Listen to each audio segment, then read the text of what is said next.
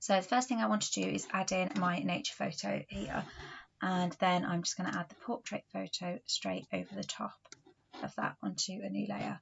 Now don't forget, if you're adjusting the size of something, to hold down the shift key as you're doing so, because that will stretch it so that it's still in proportion.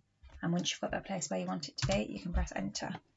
So now I want to be able to adjust this layer. So if I go onto layer and then onto layer mask and press reveal all, now I can paint through this layer to the layer that's underneath on this background layer here.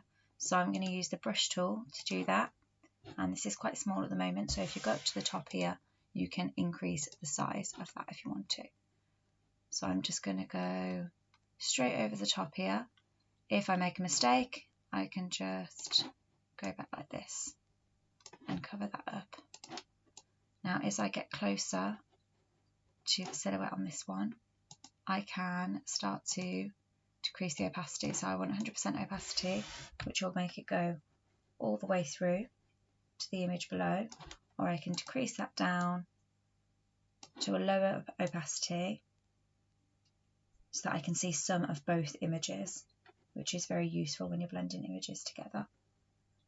So now when I go down further, I can just barely see the outlines of the image.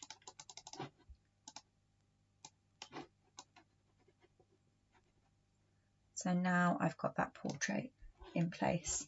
Now I want my portrait to be in black and white, so I'm going to add a layer onto this that's in black and white. So if I go onto layer and I go onto new adjustment layer, I can create a black and white layer over the top, which I'll just name black and white 1. So that's there. So now again I want to paint through so that I can see some of the colour coming through on this layer here. So if I just paint over the top again with my brush, I can create some colour pop on this image here. Now if I press Control and plus, I can zoom right in, make this really nice and small, and I can colour pop those eyes as well. And this is still on a low opacity, so it's not going to be really bright. If I make a mistake, again, I can just flip these over and put that back like that.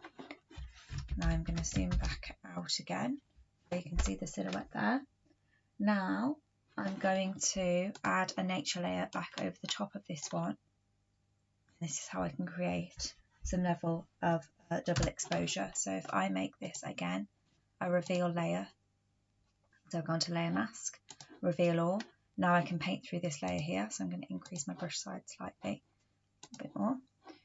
Okay, and now I can paint through this layer so you can see what's underneath. So again, I'm going to do this roughly so you can see a little bit of colour pop. And again, I might actually go back a little bit on that one, just here. And then if I zoom in, I could increase the opacity right down here. Oh, and just flip that the other way. And so now those branches look like they're going over the top of the face here. And now I could even add in a third image of these hands over the top here. And I'm just going to make that smaller. Place that where I want to place it. And again, I want to be able to go through this layer. So if I go into layer mask, reveal all, now I can paint through that. And I'm going to do the same on this one. So I'm going to go to a high opacity so we can paint straight through that. And it's like I am painting these hands over the top. Now you could do this really, really neatly. So you can make those hands sit over the top of the face, or you could put them slightly lower down like this and move them around. And you can make that a double exposure. And again, you could edit this, put another layer over the top of the nature here, so that sits again at those branches overflowing here. So that's how you can layer all of your photos together to create a bit of a double exposure shot.